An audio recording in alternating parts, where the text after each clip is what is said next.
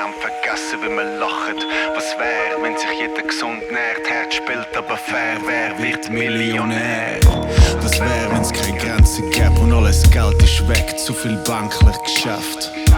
Zu viel denken schlecht über ihre Nachbarn, aber kennen ihre Nachbarn schlecht.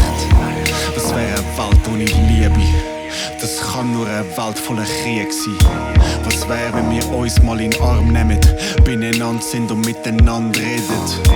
Was wär, wenn Sterne wie Lichter vom Himmel fallen und wir aus Lieder Bilder machen? Was wär, wenn wir würden ausbrechen, weil wir sind gefangen in zu viel Gedanken? Geschichte schreibt sich wie Gedicht. Für einen Augenblick könnte alles wie ein Traum sein. Fremde können vertraut sein, leben bis am Ende nur Aschen und Staub bleibt. Es ist wie es ist, Geschichte schreibt sich wie Gedicht. Für einen Augenblick könnte alles wie ein Traum sein. Fremde können vertraut sein, leben bis am Ende nur Aschen und Staub bleibt.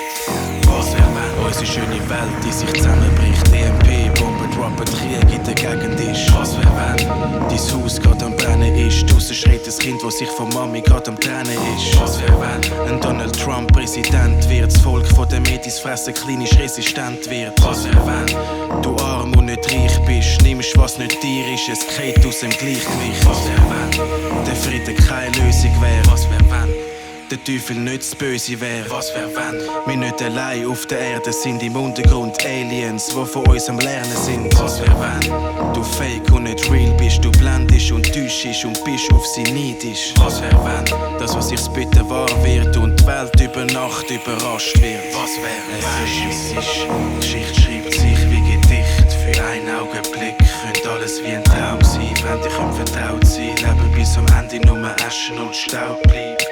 Es ist wie es ist, Geschichte schreibt sich wie Gedicht. Für einen Augenblick könnte alles wie ein Traum sein. Fremde können vertraut sein, leben bis am Ende nur Aschen und Staub bleibt. Was wär, gäb's kein Hunger und Durst?